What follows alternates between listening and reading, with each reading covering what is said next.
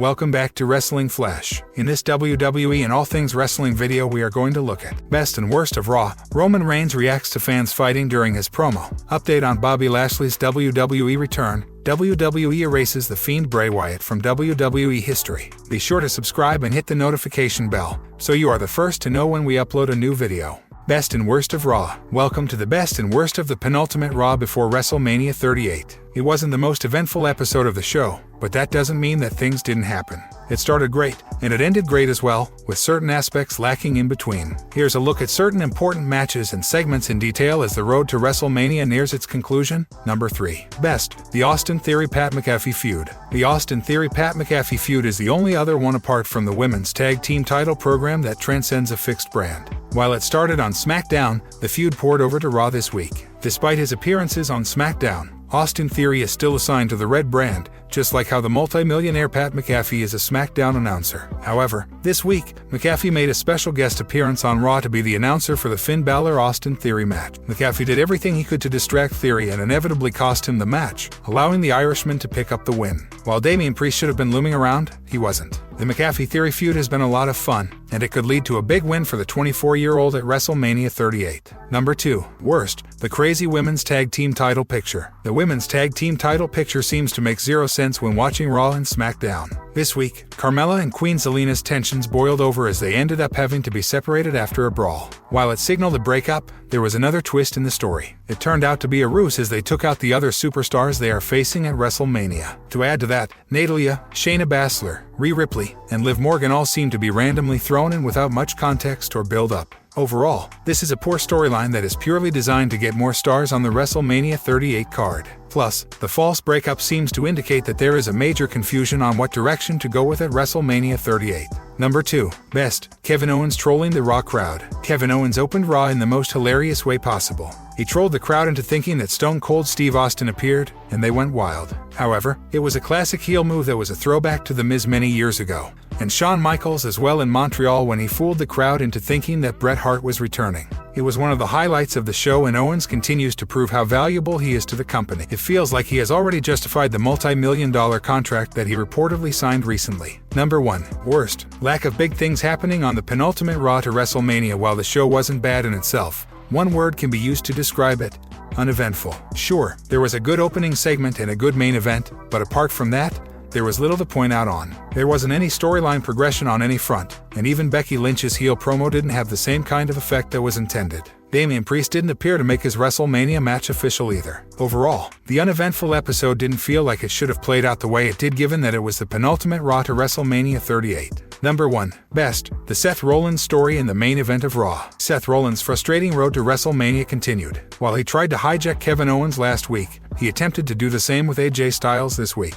The Phenomenal One made his return, but Rollins tried to renew his rivalry with Edge by taking Styles' spot. In what can only be described as managerial inefficiency, Sonya Deville and Adam Pearce gave the former Universal Champion one last shot at WrestleMania, putting Styles' spot on the line in the main event of Raw. Thankfully, Edge came in and caused a DQ by attacking the Phenomenal One, meaning that Rollins is still without a WrestleMania match. The visionary storyline of having no WrestleMania opponent is better than many of the feuds happening on both brands. It also led to a good main event with the right outcome, as both men were protected in the process. Rollins' post-match tirade was great to watch too. Update on Bobby Lashley's WWE return. According to reports, WWE is hoping for Bobby Lashley to return to action ahead of WrestleMania. The WWE Universe has not seen Lashley since he lost his WWE Championship to Brock Lesnar at the Elimination Chamber in February last month. Given how the Almighty saw no action in the Elimination Chamber match, it is believed that WWE knew about his injury for quite some time. With Lashley being one of the top stars in WWE today,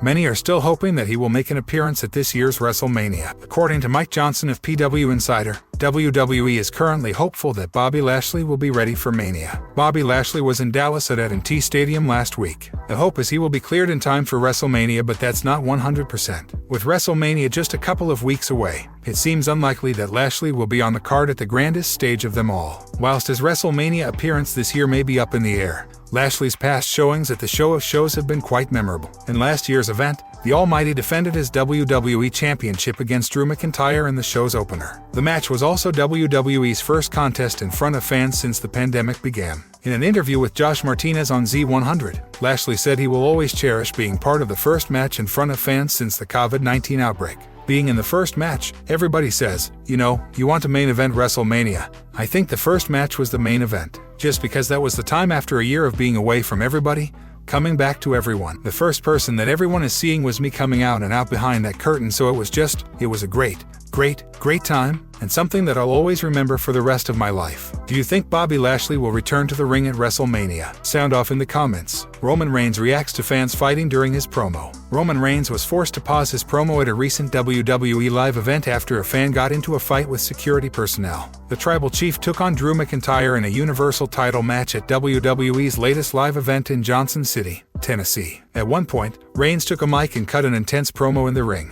During this, a fight broke out at the ringside seating area. A fan took the video of Reigns' reaction and shared it on Twitter. As per the fan, the guy got into a fight with security personnel after the former was told to move from his spot while the aisle was being cleared. Reigns noticed what was happening and paused his promo. He addressed the fans and looked a bit annoyed to be interrupted. After several years of portraying him as a babyface, WWE finally turned Reigns heel at SummerSlam 2020. He went on to win the Universal title at WWE Payback and has held the belt ever since. Roman Reigns has done exceptionally well as a bad guy on WWE TV. Some even call him one of the greatest heels ever to step foot in a WWE ring. Reigns defeated Drew McIntyre to retain his Universal title at Johnson City successfully. Fans are currently going gaga over how he reacted after he had to stop his promo after noticing the fight. Reigns has a big title defense ahead of him, against possibly his biggest rival, Brock Lesnar. The two behemoths will collide in a winner-takes-all match to unify Lesnar's WWE title and Reigns' Universal title at WrestleMania 38.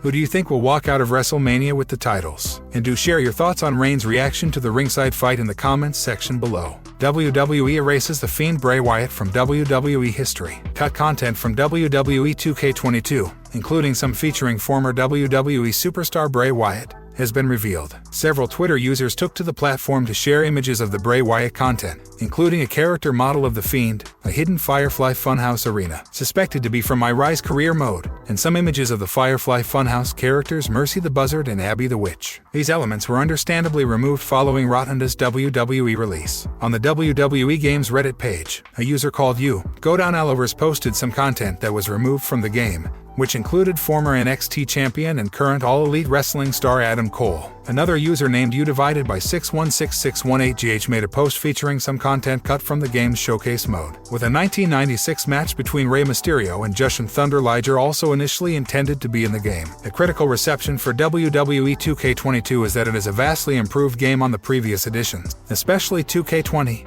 which received poor reviews from fans and critics alike. Since leaving WWE in 2021 as part of a string of releases due to budget cuts, Rotunda has been absent from wrestling. Though the man formerly known as Bray Wyatt was heavily rumored to join AEW after his non-compete clause was up, it turned out to be nothing more than wishful thinking. Wyndham Rotunda has been working on a film with his friend Jason Baker in his time away from the ring. It is not known when Rotunda might make a return to the squared circle, but fans are hopeful that they will see him sooner rather than later. What do you think about the cut content? Where do you think Wyatt will pop up next? You can share your thoughts in the comments section